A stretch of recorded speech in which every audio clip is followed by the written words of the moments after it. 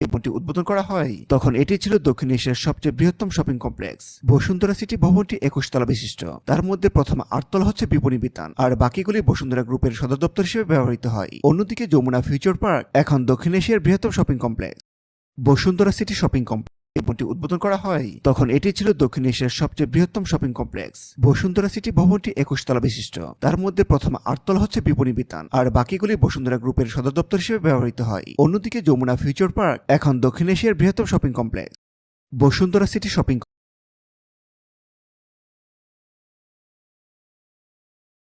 এত ছবি তো লাগবে না, আড়া লাগছে তারা কথা কম। তো খালি ছবি তোলে ভাইয়া, কিন্তু ভাবি আসলে তোমার কি কিনে দেবে? ও তোরা কিছু ভাবি তো